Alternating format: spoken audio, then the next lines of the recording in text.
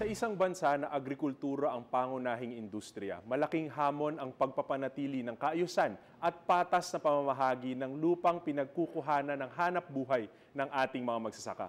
Magandang gabi. Ako po si Gio Tingson. Samahan niyo po kaming alamin ang kasalukuyang reforma sa lupa na ipinatutupad ng ating gobyerno. Hindi rin biro ang responsibilidad sa pagtitiyak ng ating magsasaka ay nakikinabang sa mga reformang hangad ay kaunlaran ng bawat isa. Ngayong gabi, kilalanin natin ang punong abala para siguruhing ramdam ng ordinaryong Pilipino ang mga pagbabago sa sistema ng palupa sa bansa. Ako po si Aika Robredo. Antabayanan kung sino ang aming bisita sa pagbabalik ng Gov at Work.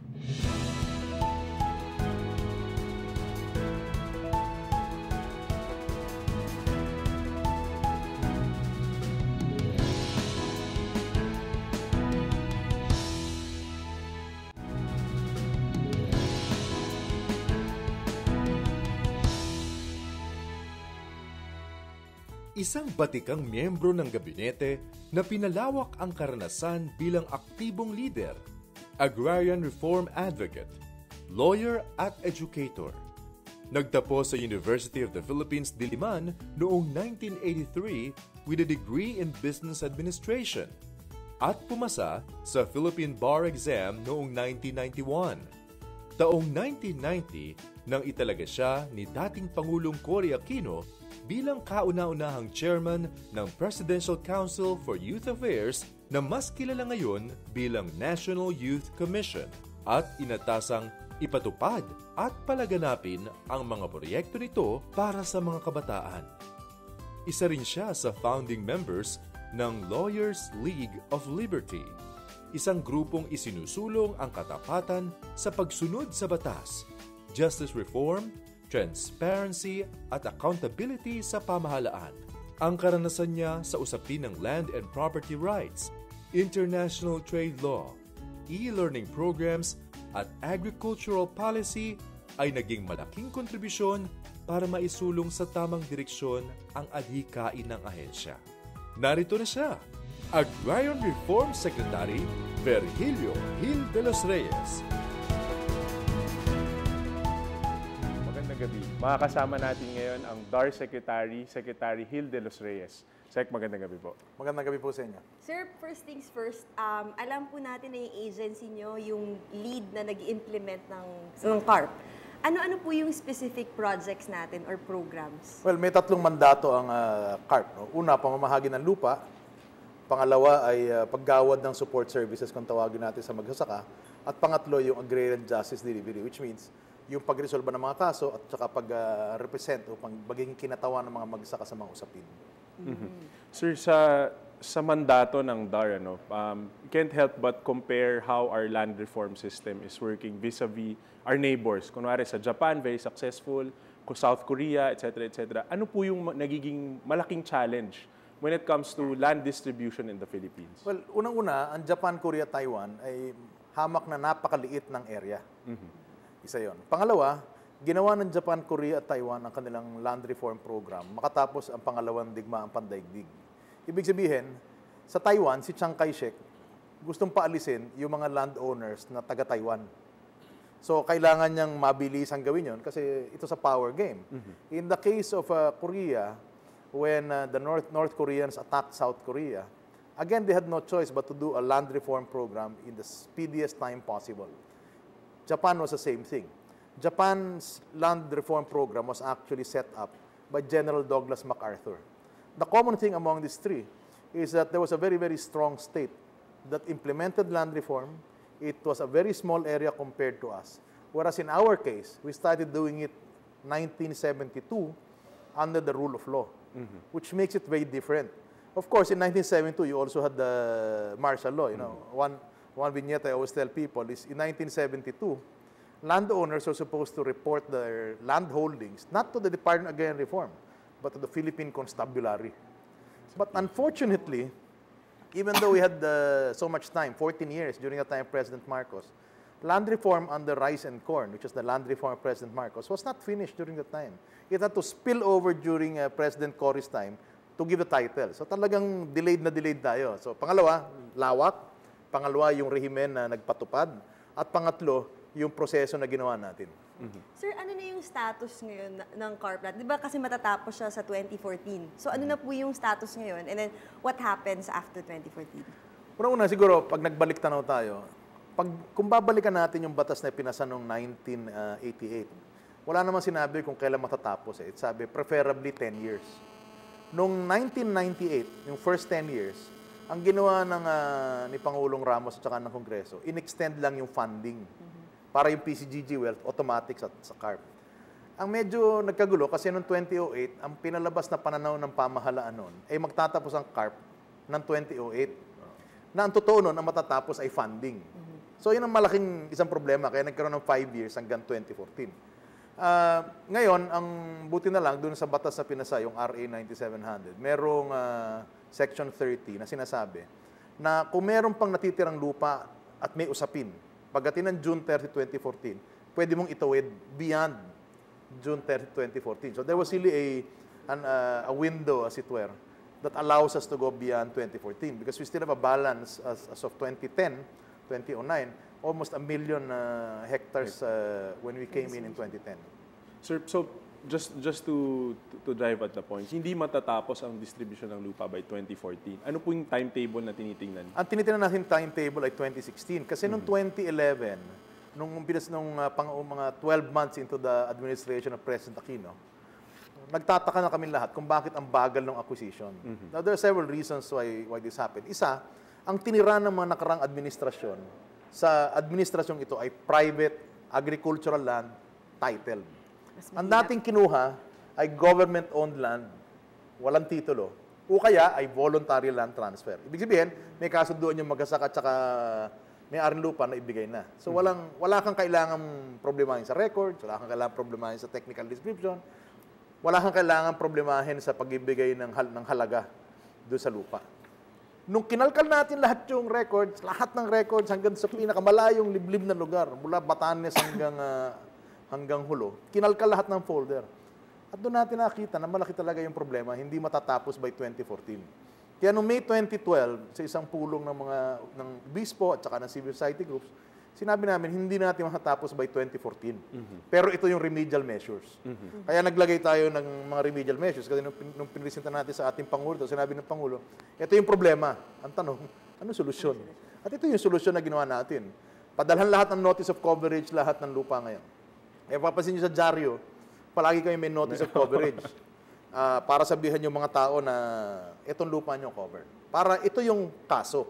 Sapagkat yung notice of coverage, yun ang katumbas ng summons sa korte. So, ibig sabihin, pag pinadalang kitang notice of coverage, Yun na yun. tuloy-tuloy kahit beyond 2014. So, ang target natin ay 2016. 2016. Komplikado pala ngayon timing. Speaking of funding, sir, may issue rin ngayon tungkol sa rationalization ng DAR at nasabi nyo na magtutuloy pa hanggang 2016 itong distribution ng lupa. Can you clarify, sir, this issue on rationalization? Well, ang rationalization is happening across the bureaucracy. But I think it's particularly acute in DAR because the speed by which you distributed land was not the same. So we have a situation where, like in Negros, we have 200 employees and our balance is around 100,000 hectares. Contrast that with Region 1, we have around 525 employees with a balance of 2,500 hectares. So sa Makatwid, ang palagi ko sinasabi, ang strukturo ng DAR ay parang katawan ko. mataba sa maling lugar. So, may bilbil. Curves in the Dapat wrong places, sir. So, ang ginawa ng DBM, kasabay Andar, ay binigyan natin ng option yung mga empleyado. You can stay or you can leave. If you leave, there's a package under EO 366. So, yun ang pinatutupad natin ngayon sa department. Para sa ganon, ang Negros, madagdagan natin ng times 3. So, ngayon, 700 ang ilalagay natin sa Negros. Ang Camarines Sur ay magdadagdag din ng tao. Kasi marami tayong maliliit na lupa sa Camarines Sur na hindi pa natatapos. Leyte, Isabela, doon magdadagdag lahat tayo ng mga tao doon. At yun naman mga lugar na kukunti na trabaho sa land acquisition, pwede na silang pumalob sa support services. Sir, I'll zero in on an issue, Hacienda Luisita, na nagkaroon na nga po tayo ng mga lot, na-determine na yung mga lot beneficiaries. Ano po yung estado dito at ano po yung pinakatugon ng DAR para matapos na pong distribution sa Hacienda? Una-una, tinutulig sa ang pamahalaan kasi ni-raffle daw namin yung Hacienda Luisita. Una-una, yung pagpili ng benepisyaryo ay dumaan sa mahabang proseso at masusing pag-aaral. Kinalkal ang SSS record, kinalkal yung bumoto noong 1989, in-interview yung mga tao. So yung 6,212 na natakda, yun ay dumaan sa isang proseso na mahaba. Ang ni-raffle natin ay kung saan ka pepwesto. At bago tayo nag-raffle, tinanong natin yung mga tao, meron ka bang gustong katabi? Para kung gusto mong katabi, si nanay, si Dico, si Ditse, si ate, si kuya, pwede. At pag nabuo na sa Tambiolo yung pangalan mo, kayong 5 magkakatabi. Tapos na yung lot allocation ngayon. Ang ginagawa ngayon ng Land Registration Authority sa pamumuno ni Administrator Galandias, ay nilalapat na natin yung technical description kung ano yung napunta sa mga tao at yung pangalan. At malapit na tayo matapos sa paggagawa ng mga titulo. Okay. Sir, next question. May mga nagtatanong din po kasi, gaano na karami yung na-distribute natin at gaano pa karami yung i-distribute? Okay. Ang pinagmulan natin noong 1988 ay mga 5.3, 5.4 million hectares. Ang napamahagi na natin ay mga 4.4 million hectares. Kaya noong 2010, 2011, meron pa tayong balanse ng mga around 1 million. Pag 800 ngayon, pagka inawas mo yun, pamahagi natin ng first 3 years, 2 months. Okay. Ang hindi naintindihan ng maraming tao, pagka nilagay ko yung lupa mo sa balanse, hindi ko malalaman kung ilan yung i-cover ko sa lupa mo kasi hanggat di kita pinadala ng notice of coverage, hindi ko malaman kung magre-retention ka o exempted yung lupa mo. So nilalagay natin sa balanse yun. Pangalawa, maraming lupain na mas maliit sa 10. At yung maliit sa 10 ay humigit kumulang na 189,000, 189,000 hectares and 10 and below. Sa makatuwid, kung yung 35 na may-ari ng lupa, 35,000, pumilas ng 5 hektarya bawat sa retention, may 175 more or less na maaawas. So, kung hindi mo susuriin yung balanse, matataranta ka talaga. Kaya marami na taranta nung nakaraang taon. Kasi magtatapos na raw, kalaki-laki pa nung balanse. Isa yon. So, merong mga lupa na tabat tanggalin sa balanse. Pangalawa, may mga lupain na pag sinuri mo, hindi pala DAR dapat na mamahagi, kundi DNR. Ito yung mga untitled private agricultural land na galing sa CA 141, Public Land Act, DNR dapat, hindi DAR. So, malaki na babawas natin. So, ang strategy natin para mag-zero balance, dalawa. Pataasin ang accomplishment at kilalanin yung lupain para mabawasan yung balanse. Para sa dulo ng 2016, ang matitira lang sa atin ay yung talagang may problema sa technical description o kaya may kaso na malamang tatawid pa ng 2016 kasi baka hindi makapagpasa yung korte kung nasa korte para maubos natin ng mas marami itong by 2016. Sir, isa pang issue. Mainit ngayon, PDAF scam. Na-implicate po ang DAR dito dahil nga sa beneficiaries ng Malampaya Fund Scam, ng Fertilizer Fund Scam. Ano po yung ginagawa ng DAR para matugunan itong issue nito at mapunta yung pera sa tamang tao? Well, noong 2012, may bulong-bulungan na 2011, may bulong-bulungan na nangyayari dyan sa DAR. Kaya ang noong 2012, early 2012, nagbuo ng special audit team ang Commission on Audit. So sinabayan namin ang Commission on Audit sa pagkasaliksik nito. At kinausap yung mga mayor, kinausap yung mga beneficiary, kinausap din namin yung mga empleyado kung paano nangyari ito. At lahat ng mga dokumento na nakalap natin ay binigay natin sa Commission Audit at saka sa Department of Justice.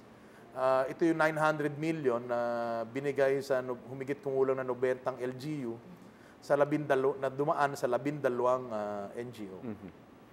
So ngayon, sir, magpo-file na rin po ng kaso. Nag-submit na po kayo ng mga Nag-submit na dokumento. kami, meron pa mga ilang dokumento na kinakalap, pero ang pagkakaintindihan ko kay Secretary de Lima, handa na siya mag-file ng kaso tungkol sa Malampayan. Okay. Siguro mag-break muna tayo. Thank you, Secretary. Umpisa pa lamang po yan ng aming talakayan. Magbabalik po ang Gov at Work.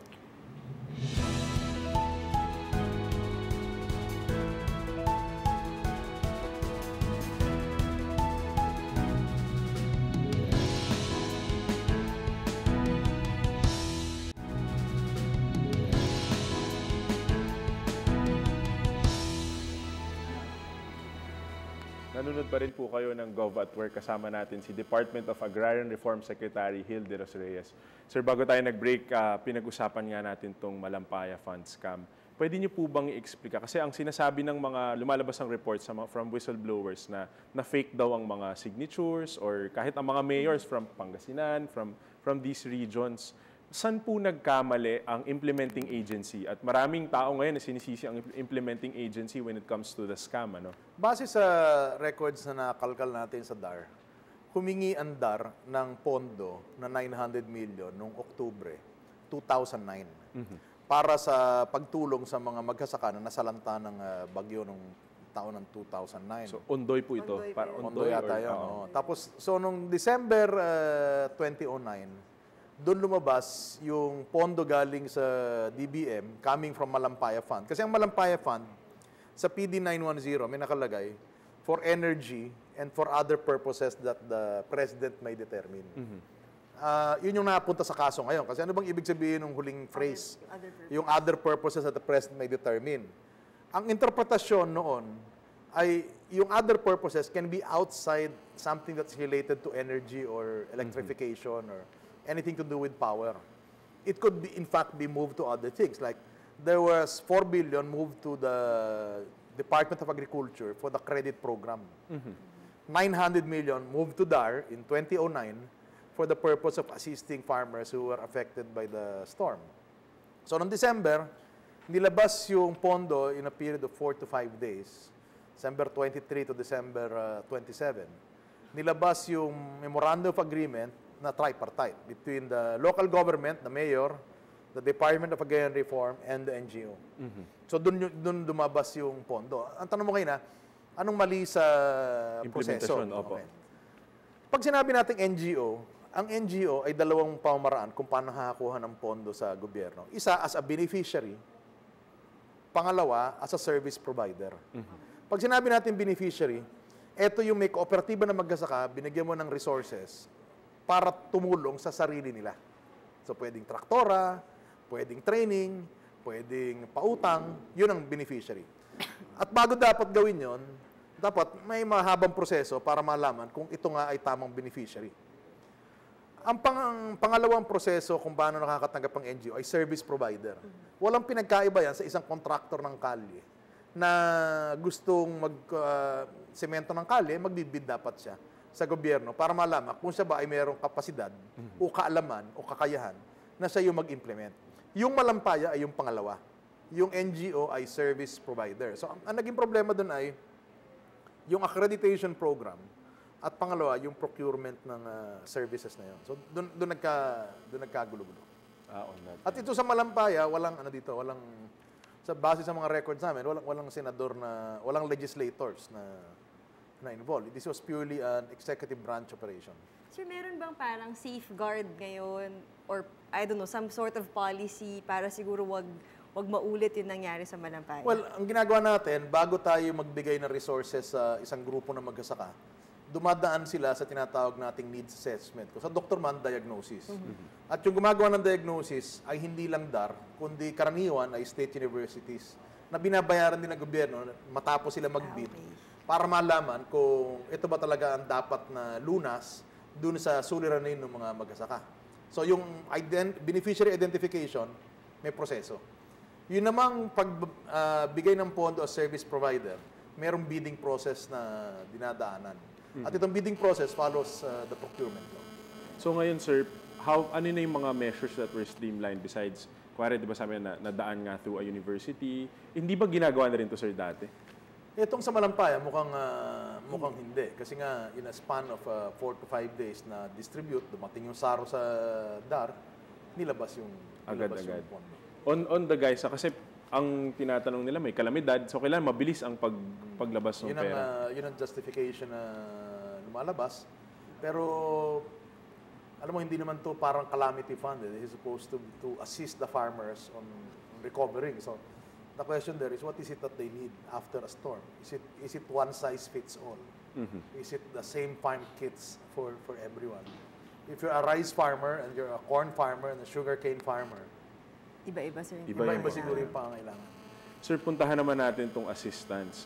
Maraming mga magsasakang nagtatanong, sino nga ba at saan nga ba kami dapat lumapit kapag kailangan namin ng yung mga post-harvest facilities, etc., etc. Sa DA ba o sa DAR?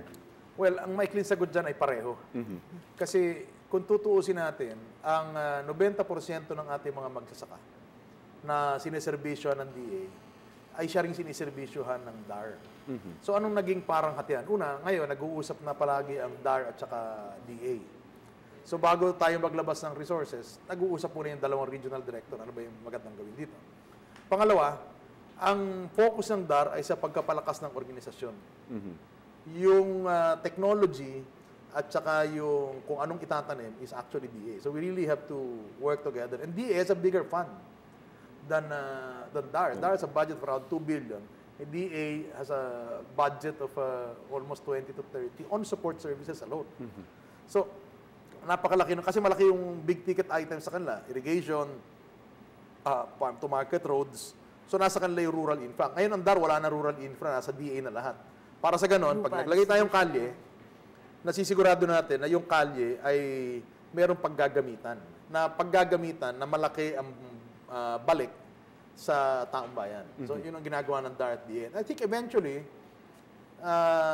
we are really reconsidering and considering and studying what do we need to do with the support services delivery. You know, when we put up CARP in 1988, in 1991, we devolved DA under the local government code. So after we devolved the DA in 1991, we did not make any adjustments in the support services delivery. So the municipal agriculturist and the provincial agriculturist is with the LGU. DA is up to the regional level. DAR is all the way up to the municipal level. So we really have a disconnect in many areas. That's why the President has asked us, DA and DAR, to study what will we propose to make sure that this thing is more effective. Siguro tignan din natin, sir, no, na nabanggit nyo nga na may maraming mga convergence projects. Ano ba yung big ticket items na pinapasukan ng DAR ngayon when it comes to, well, kaakibat ng land reform? Well, bukod sa land acquisition, ang sinusubukan natin mangyari ay palakasin yung organisasyon. At pag sinabi natin palakasin yung organisasyon, ano ba yung elemento para lumakas yung organisasyon? Dati-rate, ang tutok natin ay magbigay ng input subsidies. So, fertilizer, binhi, etc. Ang focus ng DAR ngayon ay palakasin yung mga cooperative at irrigators associations sa mga magsasaka. So, sinusubukan natin na magkasabay yung credit. Ngayon, nagpalabas ang Pangulo ng almost 2 billion para sa Agrarian Production Credit Program. Meron tayong crop insurance.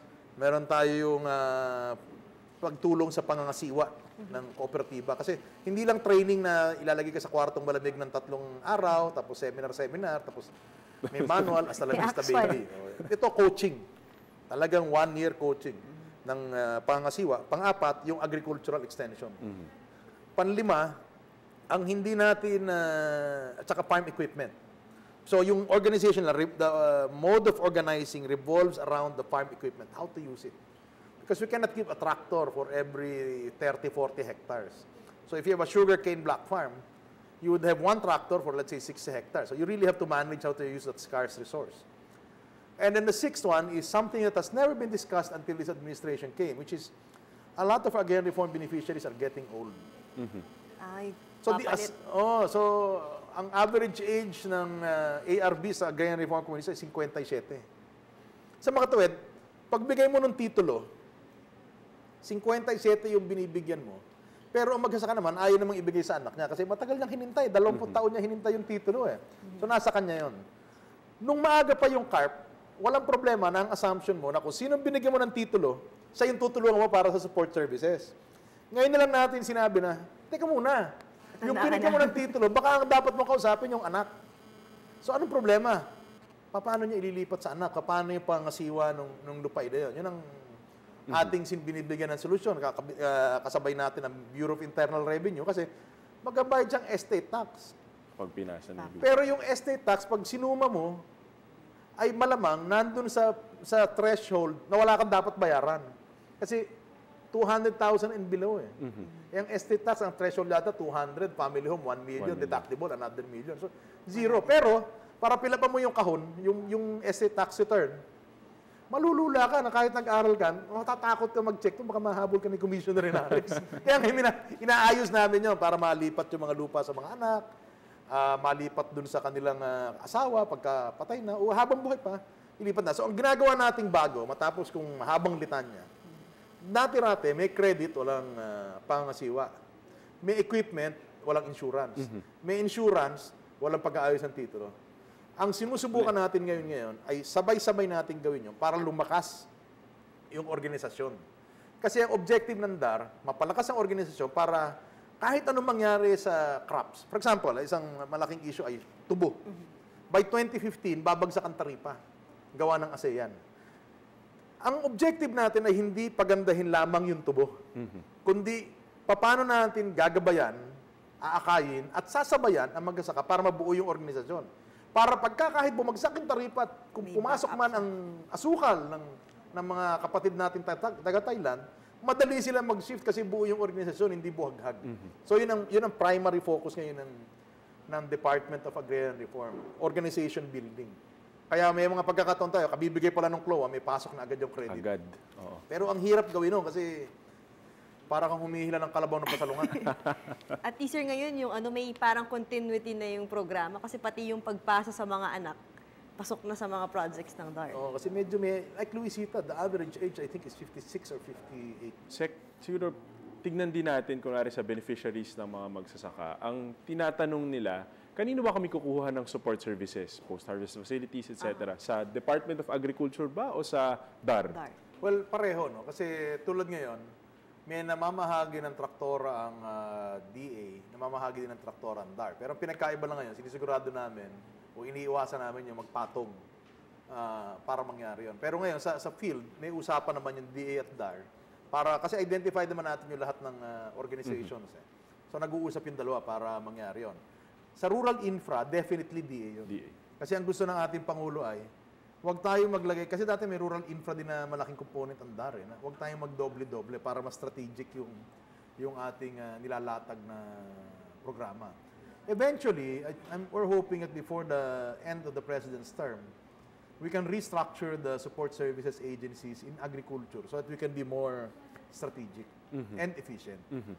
Sir, napag-usapan nga rin yung antas ng effectivity ng Agrarian Reform Program. Siguro puntahan ko lang yung debate ng mga tao na mas effective yung output ng agrikultura kapag may mga tao na nangangasiwa kaysa ibigay ito sa mga farmer groups o small groups. Kasi siguro mahalaga na pag-usapan to, sir, dahil sinabi nyo nga na isa sa mga objectives ng DAR ngayon ay palakasin ang mga people's organizations and cooperatives ng mga magsasaka. Okay. Pag nagbalik tanaw tayo sa mga pag-aaral sa buong mundo, mula dun sa World Development Report ng World Bank ng 2008, report ng IFAD ng UN, at itong pinakahuling lumabas na report ngayon, yung Philippine Development Report 2013, na nilabas ng World Bank. Ang sinasabi doon, and this is worldwide, mas productive ang smallholder agriculture. But that seems to be counterintuitive. Because when you look at a farm, you're looking at a large corn field in the middle of the Midwest with the tractor and the harvester. So it seems to be more efficient. Well, the difference between the US and the Philippines is that the US, in terms of factor of production, ang marami sa kanila, lupa, konti, tao. Pagdating mo sa mga developing countries, Africa, South America, Pilipinas, baliktad. Kung konti ang lupa, maraming tao. Sa makatuwid, mas marami kang returns kung yung tao, bibigyan mo ng lupa para makapagsaka. Totoo yan sa ilang plantation crops. Pero even in plantation crops like sugar, what the Sugar Regulatory Administration now is doing, led by Administrator Gina Bautista, is putting together the farmers, the sugarcane farmers, to go into black farms. So that what do you really put together? You don't put together everything. You keep the smallholder doing his 1 to 2 hectares. But what you put together are the inputs and the outputs. What are the inputs? Fertilizer, land preparation, at saka seedlings. Sama-samang pagbili. Doon naman sa output, yung pagbebenta ng asukal pagkatapos ng sugar central, sama-sama rin ginagawa yan. Pero yung cultivation mo ay kanya-kanya. Kasi oras sa pinatay mo yung cultivation ng smallholder, nawawalan siya ng incentive kasi laborer na lang siya. Ownership, sir, nawawala. Nawawala yung ownership, nagugulo. Ngayon, kahit sa saging, palagi sinasabi, ang saging dapat ay plantasyon. Pero marami tayong nakikitang farm sa Region 11 na individual cultivation, ang pinagsama-sama yung input at saka output. So, maaring totoo, pero based on the studies that we're seeing now, what people are saying is, it's smallholder agriculture, that's the way to go. That's one. Number two, investing in smallholder agriculture is what will bring inclusive growth. Okay. Because the tendency of a large hacienda or a large agribusiness farm is precisely to lower labor. It's precisely to mechanize. And the moment you mechanize, Mawawala na yun. on a massive scale, mawawala ng trabaho yung ating landless rural workers. So that's a debate that's happening. And every time I go to Negros, that's a debate that we have. So every time I go there, I have this book and said, can you please read? and you know, it's counterintuitive, yes. But there are enough studies in the world that tell us that it is not so. Tabihan nating study, sir. Can you give us an actual model in the Philippines working? Well, in my hometown in Balayan, Batangas, we have a block farm there of 30 hectares. Their production cost is 30% lower and their yield is 15% higher. You look at rice just in the NLEX area. In the NLEX area, hindi natin pinagsama-sama lahat yung lupa. Kanya-kanya pa rin individual cultivation. Pero, sama-sama yung pagbili ng pataba at sama-sama yung pagbili ng binhi. And production cost will go down. Why? Because wastage goes down. Because it doesn't make sense to have one thresher per farmer with 2 hectares. Because one thresher can do much, much more than 2 hectares in one season. So you have to share the common service facilities as an organization. And really, like I said, the real issue with organization is that in case there needs to be adjustments, crops, products, etc., kung buo yung organisasyon, mas madaling gumalaw yung farmer. Sorry, sir, last question. So yung example na binigay nyo, ganun sila kasi naayos na yung organization prior? Or ginawa nyo ba silang parang model na susundin ng ibang... Unang-una, hindi kami yung gumawa nun, sila gumawa. Matagal na yon, tinulungan lang natin maayos. Sa Tarlac, right beside Hacienda Luisita, is another sugarcane hacienda run by ARBs, which are doing very well. In Davao, you have banana plantations that are done. What is it that needs to be done? What needs to be done is for us to really go in with proper support on building the organization and credit. Credit is a necessary condition. Yeah. Because if you do not give credit, the farmer will always sell to the trader. So it is not enough to put a trading post to buy the goods. What should be done is to provide the credit to the farmer and delink the credit and the buying. The moment you put that together, that is where the oppression and the exploitation comes. So nakikita nga natin na this is a social justice measure. This will increase inclusive growth economically. Marami pa tayong mga tanong para kay Sec. Hilde Los Reyes. Magbabalik po ang Gov at Work after the commercial break.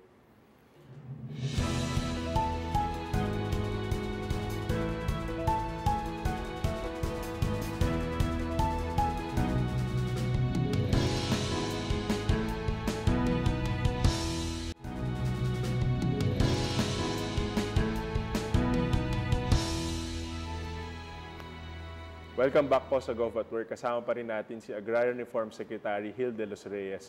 Sec, sa bahaging to, yung mga kababayan naman natin, yung direktang magtatanong sa inyo via our Gov at Work Hangout. Unahin natin kay Perlita Galope, isa po siyang Information Officer. Perlita? Good PM, Secretary. Halimbawa po ay nakuha na po ng magsasaka ang lupang para sa kanya. Ano pong suporta ay binibigay ng DAR upang masigurado mapalalago niya ang kanyang lupa? Well, unang-una, katuwang po natin ang Department of Agriculture. Ang unang ginagawa natin sa pamahalaan ay yung rural infrastructure, irrigation, farm-to-market roads. Ang mga iba pa ay pautang, yung pagtulong sa kung paano magtanim at pangasiwa ng kanilang organisasyon. So yun po yung package na binibigay natin. Pero ang problema, hindi ho lahat ay kaya natin gawin in one go. Ang target natin for the again reform beneficiaries is much smaller than the universe. Because one, the government is also reinventing itself in delivering support services. So there's always a fine line between speeding it up and making sure that the money is spent properly. That's why palagi ko sinasabi sa mga magsasaka, mas maganda kung magbuo kayo ng grupo. Andito naman po si Mr. Lionel Corpin, isang government employee. Magandang gabi po, Secretary De Los Reyes. Paano po kayo nakikipag-ugnayan sa mga iba't ibang ahensya ng pamahalaan tulad ng Department of Agriculture para pagyamanin ang agrikultura ng ating bansa? Well, unang-una, palagi kami nag-uusap ni Secretary Prosi. Pangalawa, sa mga regional offices ay nag-uusap din yung ating mga regional director at saka DA. Pero pag sinabi natin DA kasi, merong crop-based agencies ang DA. So pagka tubo, SRA kay Administrator Bautista. Pagka coconut, kay Administrator Forbes ng Philippine Coconut Authority. So ganun yung ugnayan na ginagawa natin. Okay. Thank you, sir. Andito naman po si Mr. Joey Capisonda, isang researcher from Marikina. Your question, please. Hi, Secretary. Magandang gabi po. Ako po si Joey Capisonda ng Marikina City. Halimbawa po na ipamahagi na yung lupa sa ating mga magsasaka, pero may isang may-ari ng lupa na nag-file ng kaso at gustong ipatigil yung distribution ng lupa. Ano po kaya yung pwedeng gawin ng ating mga magsasaka na walang kakayahang kumuha o magbayad ng abogado? Yun lang po. Well, unang-una, ang DAR ay parang may PAW function, yung Public Attorney's Office. Yung aming mga legal officer, na hindi naman, yung iba hindi abogado, pero graduate ng LLB, ay sinana yon para maging kinatawan o counsel ng mga farmer beneficiaries. So they can go to us. Every region, every province will have legal officers. Pangalawa, ayon sa batas, hindi pwede magbigay ng injunction laban sa DAR ang kahit anong korte, bukod lamang sa Korte Suprema. So oras na napagpasyahan ng Office of the President at hindi nag-issue ng injunction ang Supreme Court, pwedeng ituloy yung pamamahagi.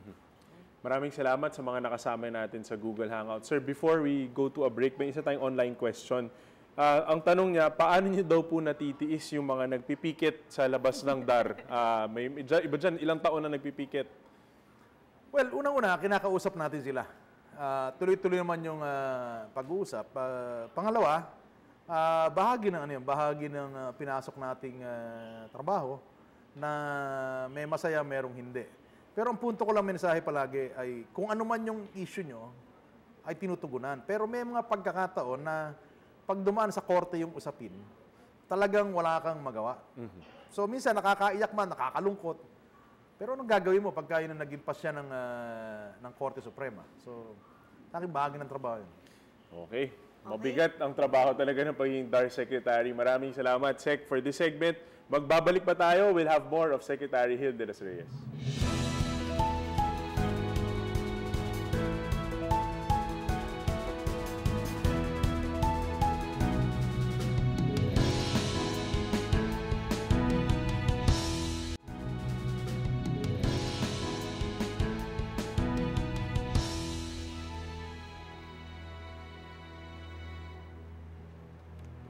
Patuloy pa rin po kayong nakatutok sa Gov at Work with DAR Secretary Gil De Los Reyes.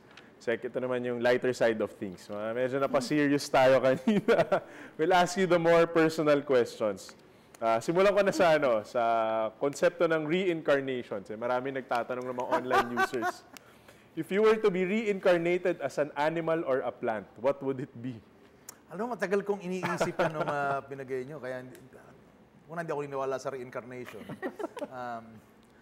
Pangalawa, ang core naman ko sabihin kong lawin. So, siguro yun na pinakamalapit. Pero, I don't want to be reincarnated. Sir, ito related sa lupa. Kung may lupa kayong na ibibigay sa mahal niyo sa buhay, ano yung gusto niyo itanim? Gusto kong itanim. Ako talaga, ang panaginip ko, pangarap, hindi panaginip, ay merong isang maliit na lupain kung saan ako pwede magtanim kasi I find it therapeutic. Ang problema, wala man akong alam sa pagtatanim. Puro tsorya. So, sa akin, wag na lang. Okay. Ito, Sec, medyo media shy daw kayo, sabi ng mga tao. So, could you name one thing na hindi talaga alam ng mga tao about you? Siguro ang hindi alam ng mga tao, ang akin lolo ay isang kasama. Isa siyang kasama sa Bukirin sa Balayan, Batangas. He was a tenant. That's one thing that a lot of people don't know. Ito sir, isa pa, medyo personal din. Favorite childhood memory? Working with my father and my grandfather in the fields. Talaga sir, yun yung orientation nyo ever since? Hindi kasi, alam mo, Hilig? may isang pagkakataon dyan na naggagamas yung lolo ko. Nung naggagamas siya, imbes na bunutin ko yung damo, ang binunot ko yung tubo. So, sabi ng lolo ko, wag magagalit yung amo. And that to me brought home the idea of what it is to work on your land and not own it. Marami talaga nadadala. Ito naman, sir, kung meron kayong soundtrack ng buhay, ano po itong mga kantang to or ano yung kantang ito? Masyado kayong bata para, at actually mas bata rin ako na hindi ko alam yung ano, pero may napanood akong isang scene, ang title niya ay The Cardinal. And the theme song of that movie was Stay With Me. Okay. That's my favorite song. YouTube natin. YouTube. So, hindi namin alam. Okay. Maraming salamat sa Kil. Nagbigyang linaw yung ginagawa ngayon ng DAR tungkol sa reforma sa lupa. Your final message po sa ating mga... Hindi ko maalis na maraming naiinip, natataranta, naiinis. Pero ang aking mensahe ay simple lang. Ginagawa ng pamahalaan kung ano ang dapat niyang gawin sa ilalim ng umiiral na batas. At marami tayong ginawa na pagkakamali, marami tayong ginawa na tama. At ang palaging utos ng ating Pangulo ay kung may problema, dapat hanapan ng solusyon. At ito ay meron pa tayong 2 taon at humigit kumulang na 9 na buwan. At ito ay ating ginagawa na matapos natin ang CARP, maisaayos natin ang kabuhayan ng ating mga magsasaka, kasabay natin ang Department of Agriculture. So, konting pasensya po at magtulungan po tayo para mangyari ito. Okay. Maraming Thank you, salamat, sir. Sec. Okay. Okay na po. Natapos na. Muli, maraming salamat kay Agrarian Reform Secretary Gil de los Reyes and we wish you success in implementing more reforms and projects in your department. At sa inyong lahat, maraming salamat sa patuloy na suporta sa aming programa. Ito ang kusang loob na pag-report sa inyo ng ating mga lingkod bayan. Maaari po kayo makibahagi sa amin by sending your questions to our Facebook and Twitter accounts or connect with us via our Gov at Work Hangout. Muli, ako po si Gio Tingson. Ako naman si Aika Robredo. Ito ang Gov at Work. Pwede tayo mag-usap na.